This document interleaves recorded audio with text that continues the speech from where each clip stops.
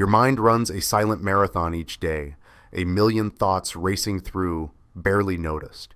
We worry about careers, money, abandonment, illness, failure, even the fear of losing our minds or our dignity.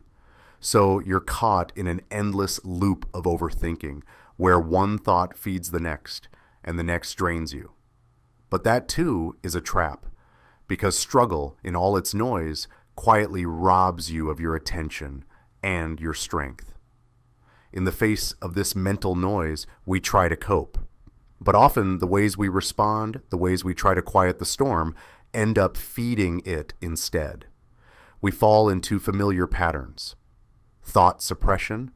The more we try to push a thought away, the more powerfully it clings to us, like telling yourself, don't think about a pink elephant, only to see it even more clearly. Emotional escape, numbing the noise with binge watching, gossip, or pills, drifting further from reality and from yourself. Mental argument, the inner courtroom, where you're the judge, the witness, the defense, and the accused. Did I offend her? No, I was polite, wasn't I? But what if she took it the wrong way? Maybe I'm just bad at relationships. One thought leads to another, spiraling inward, not toward clarity, but toward guilt. Why do we mistake thoughts for reality? Because many of them rise from the unconscious, quietly, automatically. And when we're unaware, thoughts are no longer something we have. They become something that has us. In that state, we're no longer the thinker, we're the thought. But there's another way, to notice the mind's activity without being swept away by it, to say, I'm having this thought, not, this thought is me. The goal is to create space, to become the observer, not the captive. And there are gentle ways to practice this. Here are 4 ways to help you get unstuck from thoughts that keep looping in your mind. 1. Label the thought. If you notice an intrusive thought showing up again and again, like, I'm not good enough, try giving it a name, literally. Treat it like a character in your mind. For example, call it Adam. So the next time that thought shows up, you can say, oh look, Adam's back, telling me I'm not good enough again.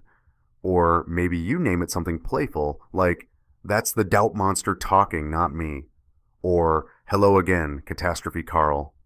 By labeling the thought, you create a little space between you and it. You're no longer fused with the thought, you're observing it. And that tiny bit of distance can be enough to stop it from taking over. 2. Sing the thought. Got a negative thought looping in your head? Try singing it. Seriously, turn it into a silly song. Use a cartoon voice, make it dramatic, or go full musical theater. Let's say the thought is, I'm not good enough. Instead of letting it echo in your mind, sing it like it's a kid's song. Or imagine it being performed by a character from a wacky cartoon. Why? Because the moment you sing it, it starts to lose its power. It stops feeling like some deep, serious truth, and starts sounding like what it really is, just a thought. A weird little jingle, not a command you have to obey. 3. Externalize the thought. Sometimes a thought feels heavy because it's stuck inside your head. So here's a way to get it out. Write it down. Take that recurring thought, I always mess things up, and put it on paper. Then rip it up, burn it safely, crumple it, and toss it. The point isn't that the paper is magic. It's the act of turning something internal into something external. You're saying, I see you. You're not hidden anymore. And then you're choosing to let it go. 4. Words on a screen. Picture this. You're watching a giant screen, like in a movie theater. And your thoughts? They're just words showing up like subtitles.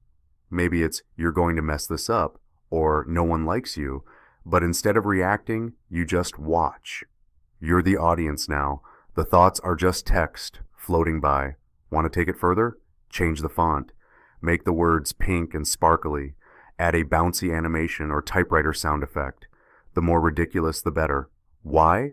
Because when you visualize your thoughts like this, they lose their weight. You're not in the drama anymore. You're sitting in the theater just watching it play out. Practicing these little shifts can help loosen the grip of overthinking, but there's something even deeper that ties them all together: mindfulness. Mindfulness is the simple act of noticing, not fighting your thoughts, not fixing them, just seeing them clearly. Let's try a quick moment of mindfulness together. Take a deep breath in and slowly let it out. Now gently bring your attention to this moment, to the feeling of your body sitting or standing, to the air touching your skin, to the quiet space around you. If a thought shows up, that's okay. Just notice it, like a bubble floating by.